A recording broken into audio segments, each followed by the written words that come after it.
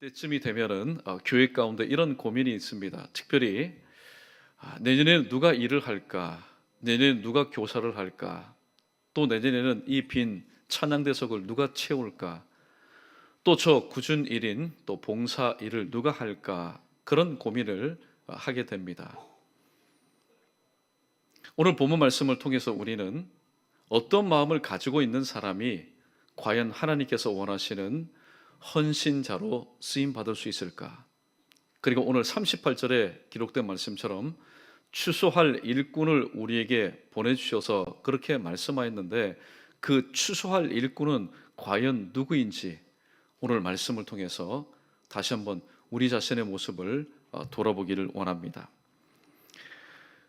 주님께서 이 땅에 오셔서 오늘 35절 말씀을 보면은 요한복음 5장 17절 말씀처럼 내 아버지께서 일하시니 나도 일하신다. 예수님은 이 땅에 오셔서 쉬신 적이 없는 것 같습니다. 계속해서 가르치는 사역과 전파하는 사역과 그리고 고치시는 사역으로 여념이 없는 그런 나날을 사셨습니다. 이러한 주님의 사역은 주님께서 승천하신 이후에 초대교회 사도들과 제자들을 통하여서 이어졌고 그리고 오늘날 저희들이 그 바톤을 이어받아서 또 사역을 하는 가운데 있습니다. 예수님의 이런 사역은 앞으로도 계속되어야 될 바로 사역이라고 성경은 우리에게 말씀하고 있습니다.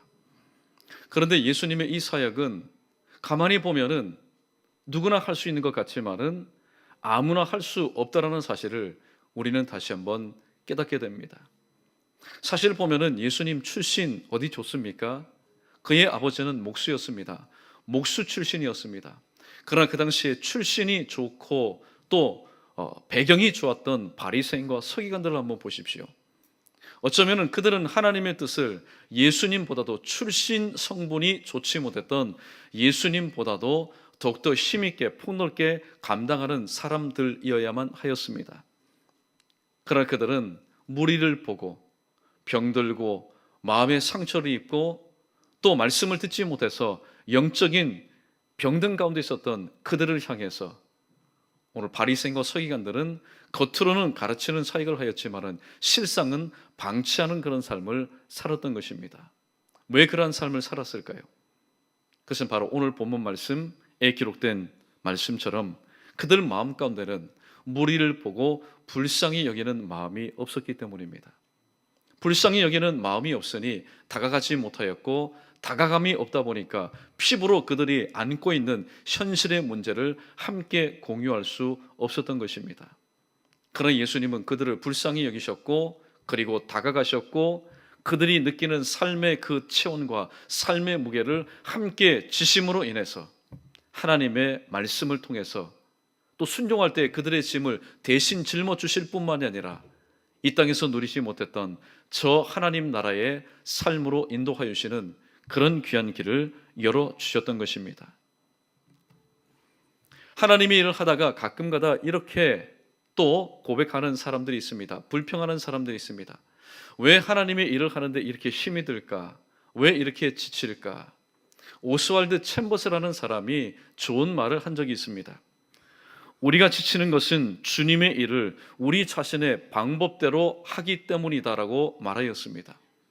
하나님의 일이면은 하나님의 방법대로 할 때 하나님께서 염려 근심 걱정하며 무게 가운데 눌려서 마지 못해서 하도록 하겠습니까?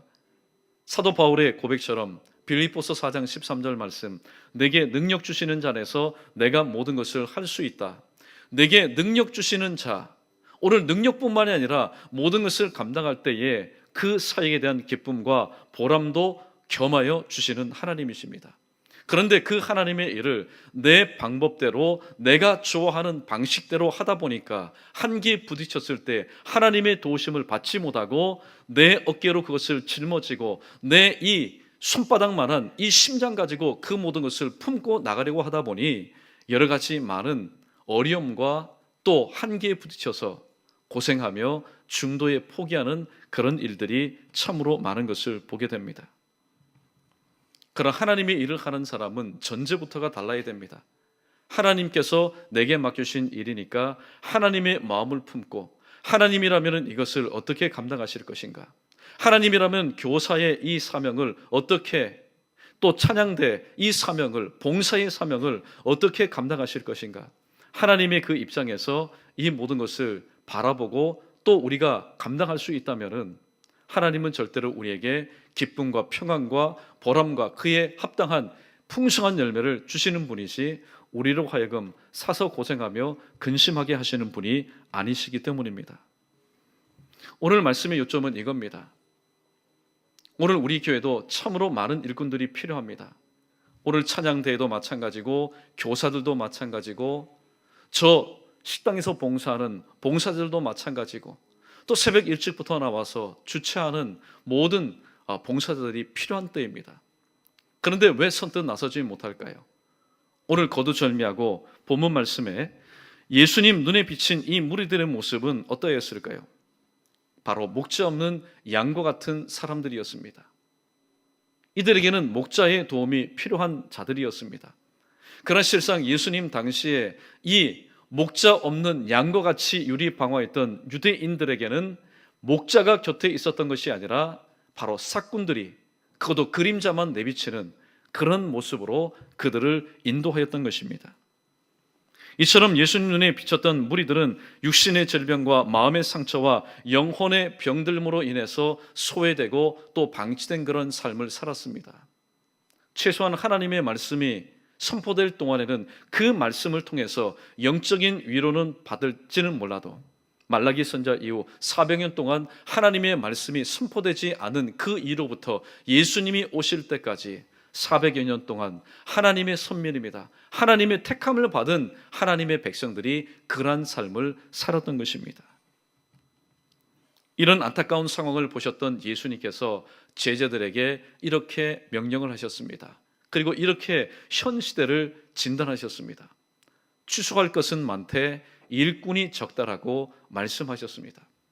오늘날 기업의 CEO들의 고민이 뭡니까? 사람들은 너무나 많은데 우리 회사가 필요한 인재를 찾기가 힘들다라는 겁니다.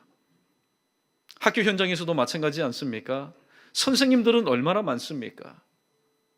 지금도 임용고시를 보고 발령 대기 중인 선생님들 참 많습니다. 그러나 학부모들이 볼 때에 또 우리 학생들이 볼 때에 진정한 스승을 찾아보기가 힘든 시대를 우리는 살아갑니다. 또 학생들도 마찬가지지요. 학생들은 많지만은 진정 바로 이 제자의 모습을 찾아보기가 힘든 시대를 우리는 살아갑니다. 우리 연희교회뿐만이 아니라 지상교회 모습도 마찬가지입니다. 성도들은 그 교회 규모에 따라서 적고 많을 수 있습니다. 그러나 그 수에 비해서 일할 수 있는 일꾼들이 적은 그것이 또한 현재의 지상교회가 안고 있는 문제요, 또 기도 제목인 것입니다. 오늘 우리 모두는 이러한 고민을 가지고 살아갑니다. 교회에는 일꾼이 필요한데 왜 일꾼으로 자처하는 사람이 없을까? 오늘 앉아 있으면 부담이 없이 이런 질문을 던집니다. 왜 찬양대석이 저렇게 빈자리가 있을까? 그렇게 말만 하지 마시고 하나님을 사랑하는 마음을 가진 사람이라면 누구든지 설 수 있는 자리 아니겠습니까? 만약에 이 자리가 음악적인 그런 전문적인 교육을 받고 또 유수한 그런 서양에서의 그런 유학을 갔다 온 사람들만이 설 수 있는 자리라면 사실 이 자리에 설 수 있는 사람이 누가 있겠습니까? 하나님을 찬양하는 이 자리는 하나님을 사랑합니다. 내가 이처럼 하나님을 사랑합니다. 그 사랑에 대한 열정이 뜨거운 사람들 누구든지 설 수 있습니다. 또 교사들을 향해서 학생들을 가르칠 수 있는 교사들이 저렇게 적어서 어떻게 할까? 그렇게 말들만 하지 마시고 그 영혼을 사랑하는 마음이 있다면은 누구든지 가르치는 자로서의 자격이 있는 겁니다. 또 봉사의 자리도 마찬가지지 않습니까? 참 봉사해야 될 사람이 많은데 봉사할 그런 사람들이 없는 것을 볼 때 말들만 하지 마시고 하나님, 가만히 보니까 저에게는 가르치는 은사도 없습니다. 저에게는 찬양할 수 있는 그런 성대도 없습니다. 그러나 이 한 몸 제가 드리기를 원합니다. 오늘도 하나님께서 세우신 몸된 교회 귀한 사역 가운데 오늘도 우리를 필요로 한 자리들이 얼마나 많은지 모릅니다. 특별히 다음 세대를 위해서 많은 관심을 가지시고 또 기도하시는 여러분께 다시 한번 감사의 말씀을 드립니다. 그러나 다음 세대를 위해서 진정 우리가 해야 될 일이 무엇입니까? 그것은 바로 기도만 하는 것이 아니라, 말들만 하는 것이 아니라 정말로 그 영혼, 오늘도 하나님의 말씀이 아닌 세상 것들 가운데 시선도 빼앗겨버리고 이 마음까지 빼앗겨버린 믿음의 자녀들을 다시 한번 하나님의 말씀으로 이끌 수 있도록, 하나님께서 내게 그들을 향한 뜨거운 열정을 주셨다면 나이가 무슨 소용이 있겠습니까? 하나님, 내게 영혼 사랑하는 마음을 주셨으니 그 영혼 사랑하는 마음을 오늘도 다음 세대를 위해서 헌신하고 희생할 수 있도록 하나님 나를 붙들어 달라고. 여러분, 하나님께서 오늘 또 그렇게 쓰임받기를 원하는 여러분을 하나님께서 내치시겠습니까? 내가 기다렸다. 내가 너의 이 고백을 기다렸다. 주님은 그렇게 반갑게 여기실 것이고, 또 여러분 열정만 있다고 되겠습니까? 오늘도 지혜가 필요하고 영감이 필요하고 아이디어가 필요할 때 너희가 얻지 못하면 구하지 아니함이라고 말씀하고 있습니다. 그러므로 하나님께서 세우신 곳에서 정말로 귀하게 쓰임받기를 원한다면 하나님, 오늘 또 주님께서 세우신 곳에서 필요한 것을 내게 공급해 주십시오. 그래서 그 지혜와 그 능력을 힘입고 맡겨주신 사명을 감당할 수 있도록 하나님, 오늘 또 내 생애 가운데 정말로 하나님 앞에서 귀하게 쓰임받는 내 자신이 될 수 있도록 하나님 나를 도와주시고 나를 사용하여 주시옵소서. 오늘도 그렇게 다짐하면서 자원하는 심령으로 오늘도 하나님 세우신 찬양대 석에서, 또 교사의 자리에서, 봉사의 자리에서, 헌신의 자리에서 오늘 또 우주선처럼 일어나서 귀하게 헌신한다면 오늘 하나님 세우신 연희교회가 일꾼이 부족해서 하나님의 사역을 감당하지 못한다라는 최소한 그런 말은 나오지 않을 것입니다. 사랑하는 성도 여러분, 하나님은 연희교회로 부름받고 하나님의 자녀가 된 우리 모두에게 달란트를 허락해 주셨습니다. 여러분이 아무리 부인하셔도 여러분 부인할 수 없을 정도로 우리에게 하나님의 영광을 위해서 쓰임받을 수 있는 달란트를 주셨습니다. 달란트를 주신 것은 무엇 때문입니까? 소유하고만 있으라고, 간직하고만 있으라고, 그것을 자랑하고만 있으라고 우리에게 주신 것 아닙니다. 그것을 활용하라고, 하나님께서 필요하신 때에 필요하신 장소에서 함께 동역하는 성도들과 아름다운 합력을 통해서 사용하라고, 활용하라고, 선용하라고 우리에게 주신 것입니다. 달란트를 가지신 여러분의 오늘의 현재의 위치는 어디에 있습니까?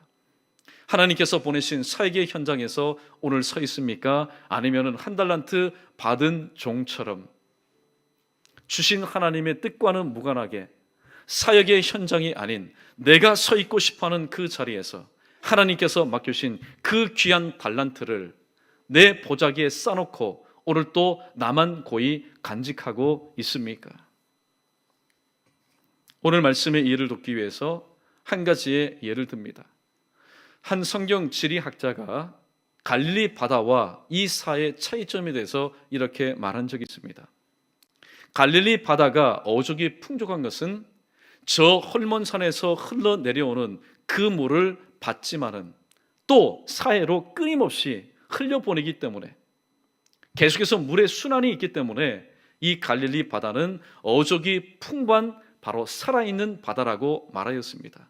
그러나 사해가 말 그대로 죽은 바다인 것은 받기는 끊임없이 받지만은 흘려보내지 않기 때문에, 그 물이 고여 있기 때문에 사해는 죽은 바다이다라는 그런 해석을 내놓은 적이 있습니다.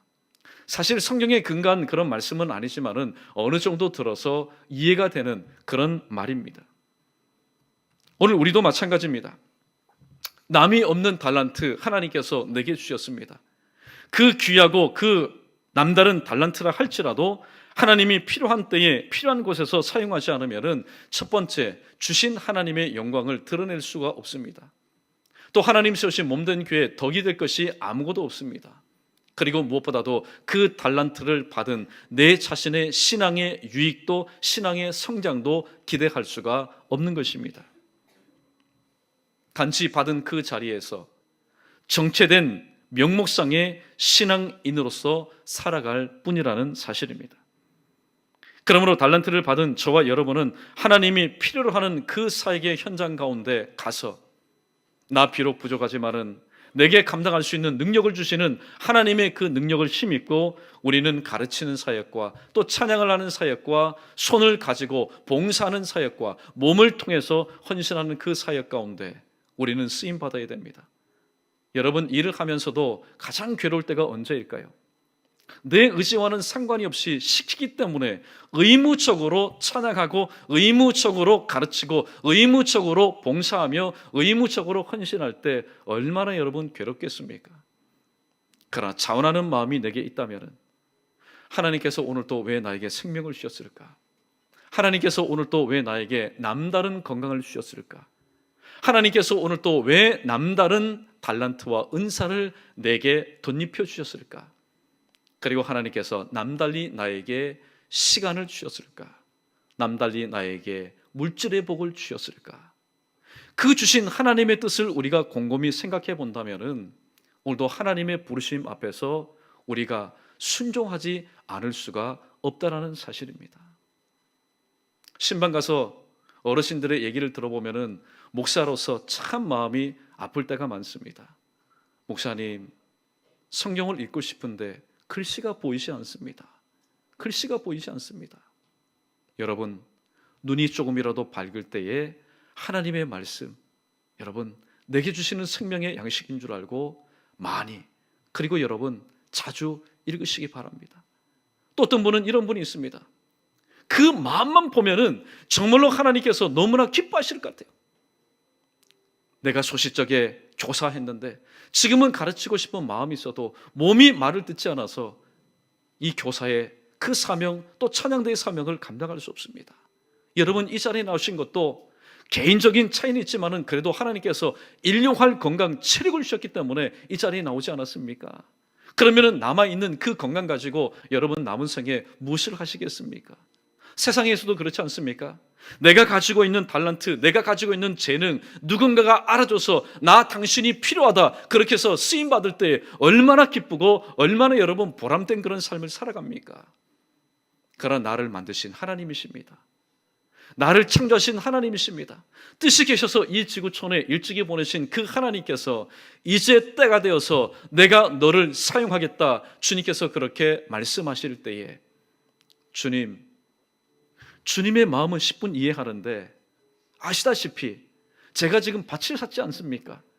지금 제가 소를 샀지 않습니까? 제가 지금 장가를 들었지 않습니까? 그러므로 저는 주님의 부르심에 응할 수가 없습니다. 여러분, 우리는 큰 은혜를 잊어버린 겁니다. 곰곰이 생각해 보십시오. 장가를 가지 못했던 그 청년이 하나님 베푸신 은혜 가운데 배필을 맞이하게 되었습니다. 그 배필은 누가 주셨습니까? 하나님이 주신 겁니다. 또 우리에게 필요한 밭도 마찬가지고 소도 마찬가지고 주택도 마찬가지고 일터도 마찬가지입니다. 주신 분이 누구십니까? 만약에 자수성가 내가 이루어서 내가 그것을 만들었다면 여러분 마음대로 하십시오.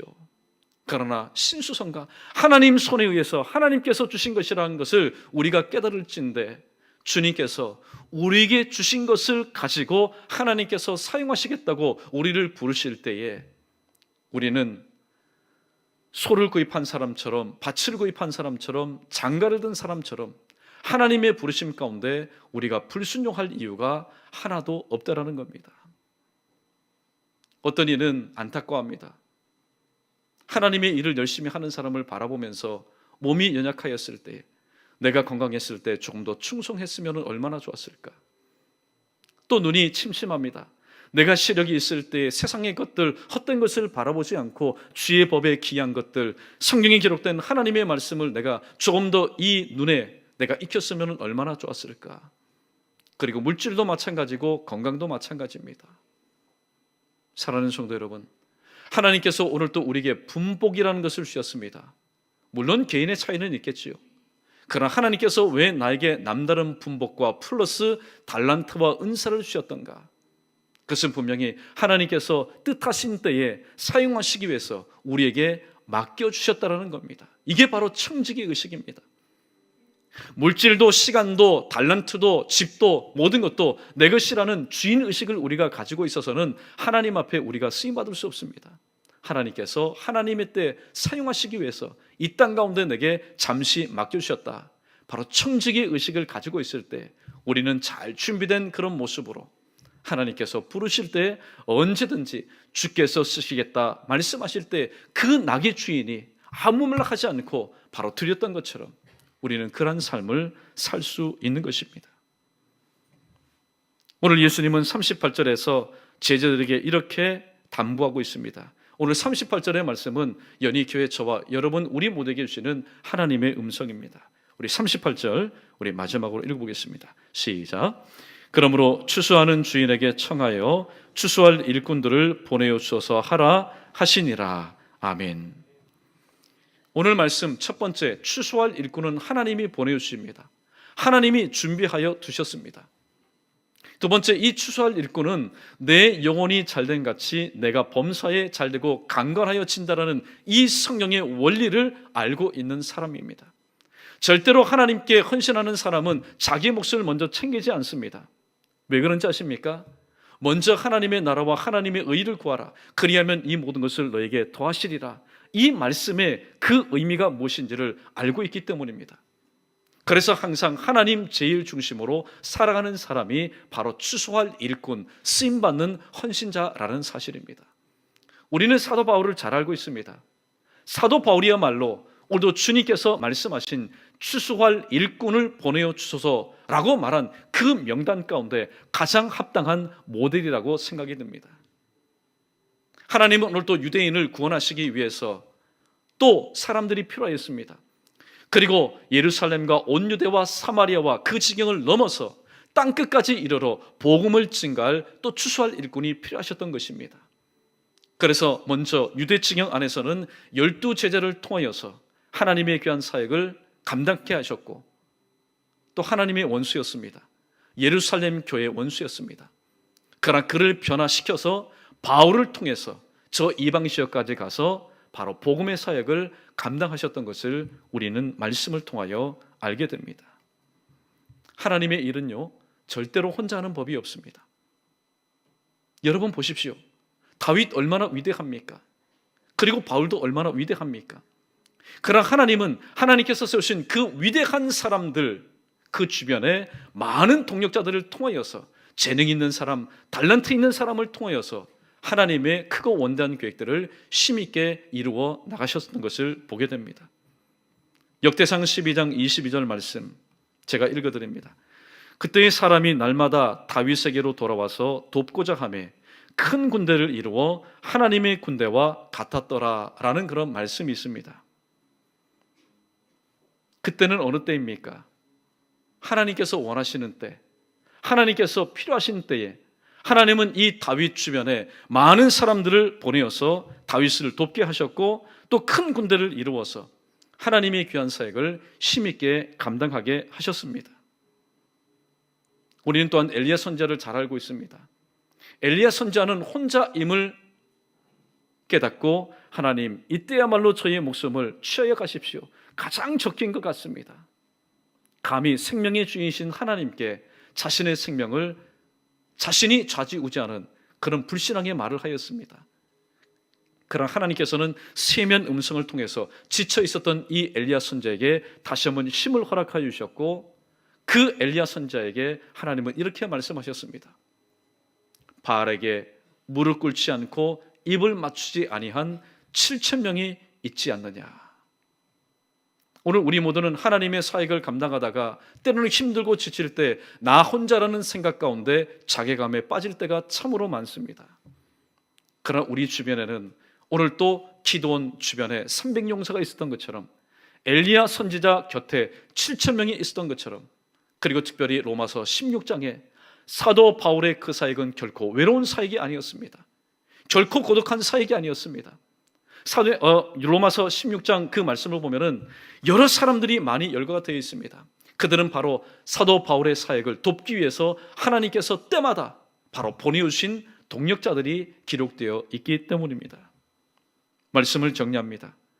하나님 쓰신 우리 연희교회는 하나님이 주신 귀한 달란트를 받은 성도들이 얼마나 많은지 모릅니다. 보배로운 구슬이 얼마나 많은지 모릅니다. 그러나 보배로운 구슬을 할지라도 바로 깨어야 그것이 보배가 되는 것처럼 하나님께서 오늘 또 내게 주신 그 달란트 하나님께서 사용하시고자 하실 때에 오늘도 우리는 이사야 선지자의 그 고백이 오늘 저와 여러분 우리 모두의 고백이 되어야 됩니다. 우리 크게 한번 따라해보겠습니다. 내가 여기 있사오니 나를 보내소서, 나를 사용하소서. 이렇게 입술로 고백할 뿐만이 아니라 실질적으로 하나님께서 오늘도 마음의 감동을 주실 때에 그 자리에서 하나님께 찬양하고 가르치는 사역을 통하여서 또 몸으로 헌신하는 사역을 통해서 곳곳에서 하나님 앞에 충성되이 오늘도 쓰임받는다면 그런 교회가 정말로 일만 나는 교회, 살만 나는 교회요, 그런 교회가 정말로 하나님께서 보실 때에 기뻐하는 교회 되지 않을까요? 오늘 또 우리 교회는 기도의 일꾼이 필요합니다. 교사의 일꾼도 필요하고 찬양의 일꾼도 필요하고 봉사와 헌신의 일꾼들이 필요합니다. 기도의 일꾼들은 내가 기도의 불쏘시개가 되어야지. 또 찬양의 일꾼들은 내가 하나님 사랑하는 마음을 내가 고백해야지. 교사의 일꾼들은 영혼을 사랑하는 마음을 내가 그들에게 전달해야지. 봉사의 일꾼들은 내 이 한 몸 하나님 영광 위에서 오늘도 불살라야지. 이런 마음의 중심을 가지고 하나님 앞에 귀하게 쓰임받는다면 이 또한 내 영혼이 먼저 잘 되어서 내 모든 범사가 또 잘되고 강건해지는 그런 귀한 은혜가 아니겠습니까? 사랑하는 성도 여러분, 내 기쁨 영원함을 우리가 어디에서 찾겠습니까? 세상에 나가서 내 기쁨 영원함 찾아보십시오. 내 기쁨은 될지 몰라도 영원하지 않습니다. 짧습니다. 오히려 그 기쁨이 사라지는 순간 오늘도 내 안에는 허탈함과 또 세상이 주는 그런 절망감으로 인해서 오늘도 삶의 현장에서 하나님의 영광을 가리우는 삶을 살게 될 것입니다. 아무쪼록 여러분 모여 있을 때에 하나님, 오늘도 주님께서 우리로 하여금 모이게 하셨습니다. 내게 주신 은사와 달란트가 있는데 이 모든 것들 어떻게 사용해야 될까요? 하나님께서 또 감동 주실 때 주님 맞습니다, 내가 이렇게 쓰임받기를 원합니다. 오늘도 여러분이 믿음의 결단을 통하여서 2018년도에는 일꾼이 모자란다, 봉사자가 모자란다, 헌신자가 모자란다, 그런 일들이, 그런 말들이 회자되는 저희 교회 되지 않게 여러분 기도하시고 오늘도 하나님 부르실 때 귀하게 쓰임받을 수 있는 저와 여러분 우리 모두 되기를 주님의 이름으로 간절히 축원합니다.